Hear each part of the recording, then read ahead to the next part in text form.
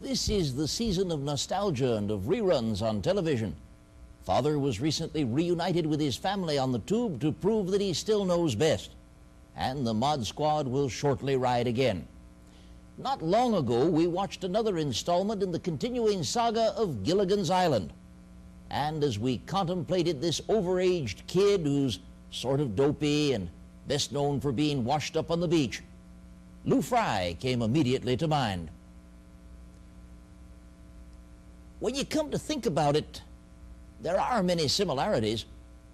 Gilligan set sail on troubled waters and was sunk by a hurricane. Lou bobbed around on the political seas for a while until he was sunk with the help of another big wind, Paula Hawkins. Although the media of this region are fully committed to fair play and nonpartisan coverage of political activity, I think it's fair to say that there was some bias shown toward Lou Frey during his campaign for governor. There's a natural consequence in this of coming to know Lou. For who could be exposed to his personality or probe the depths of his understanding of government or view his ability as a campaign organizer and fundraiser and not feel sorry for him? I know that we in television did all we could to help him. We kept him off the tube just as much as we could. If Lou could ever have gotten to the point where he felt comfortable on TV, it might have been a different story. But with his stage presence, where could it have led? Why, only to, ladies and gentlemen, it's the Shifty Eye Frey Show.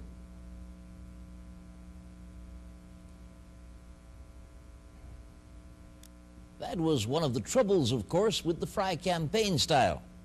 He never really learned how to use TV to his best advantage, though he did manage to do something no one else had ever before or since been able to accomplish. He made Jack Eckert look good by comparison. There were those who looked at Lou's TV spots and came away with the definite impression that Lou was merely moving his lips and Mel Blanc was doing the voice. We could not fairly say that Lou was out of touch with the times, but we did wonder when he brought in this memorable bit of nostalgia last summer for use in attracting voters. I also want to pay my respects to one of the brightest rising stars in the American political scene, Congressman Lou Frey.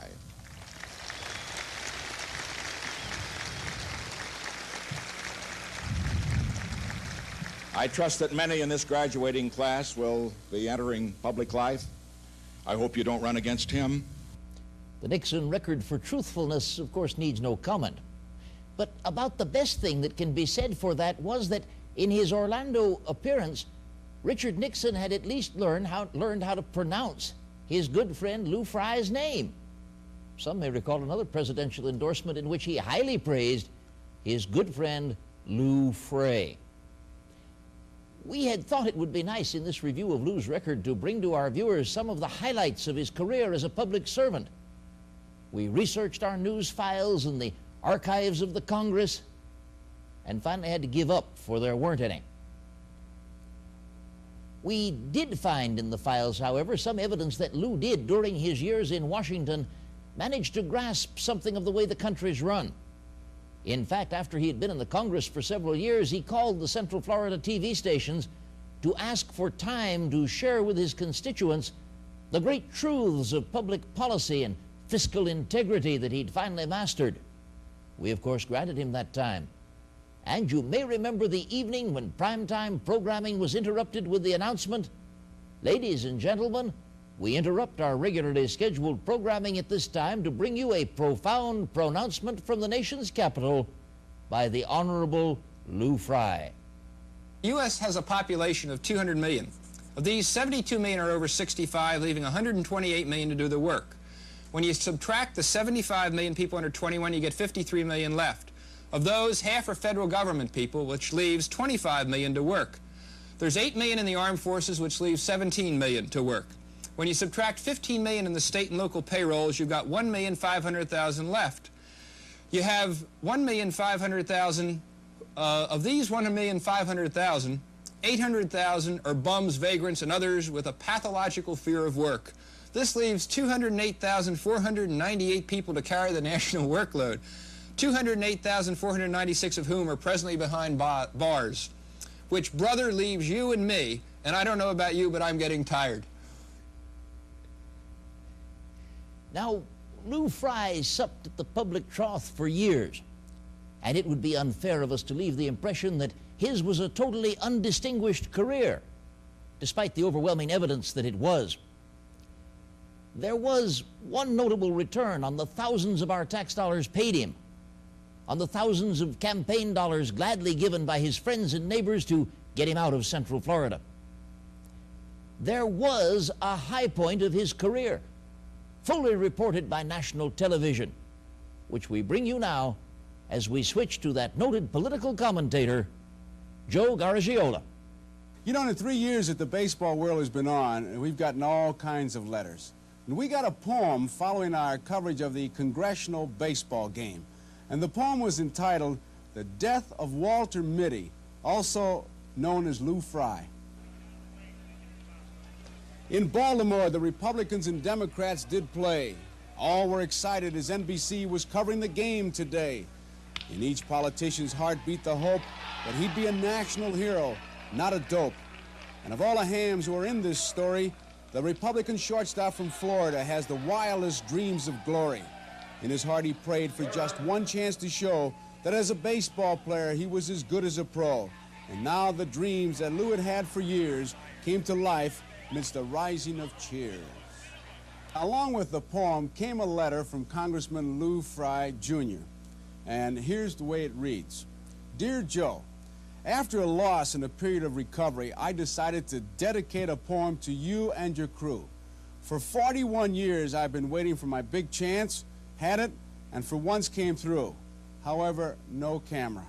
I think the enclosed poem expresses my feelings, and I hope good humor as much as anything. Best personal regards. Well, what happened was we had some technical difficulties and we didn't get to catch. Obviously, the congressman had called all his friends. They were watching the show. He was watching the show, but no catch. Now, I can sympathize with that because when I was playing, if I hit the ball good, everybody was putting film in their camera. If I popped up, everybody had their cameras ready. So I know how you feel, Congressman. And as I return to the poem, all I can say is, Congressman Frey, here it comes. A long pop-up towards the stands did fly. And even Pee-wee wouldn't give that one a try. Yet Lou was determined not to be beat.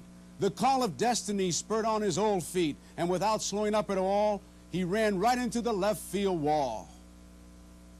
But the pain was really nothing at all, for in his mitt, he clutched the baseball. There now, we finally got to show America that great catch that Congressman Frey made. And I tell you, he closed his poem showing that he had a big league attitude. He wrote, and the moral of this story, I tell you, my friends, is when you make a great catch, keep one eye on the lens. And we hope that we square the congressman with his friends and with his high school and college baseball coaches, but I tell you, with his poetry teachers, you're on your own. Lou Frey is in private life now, having joined his philosophic heroes Satchel Paige and Dizzy Dean as a footnote to American history. He's giving some thought to getting into television, and the way Fred Silverman's luck has been going, he'll probably end up affiliated with NBC. Lou is still attempting to help the Republican Party, with about the same results as in the past. It was he who served the milk duds at John Conley's recent reception. But Lou still retains the loyalty, backing, and affection of those nearest and dearest to him, as reflected in this closing item from our news, for which I'll return you now to News Center 2 and Wayne Bennett. Well, we may have some insight this evening into why former Congressman Lou Frey of Florida lost in his bid for the Florida governorship last year. It seems there was some dissension in the ranks. We have in our possession a letter written to Governor Bob Graham from the 7-year-old daughter of Lou Frey. The letter says, and I quote, "Dear Mr. Graham, I like watching you on TV. I'm glad you won. You are a very good governor. If you run again, I'll vote for you. She wants to know if it's fun being governor. She said, my father ran for governor too, but Eckert beat him. Your friend, Christy Frey.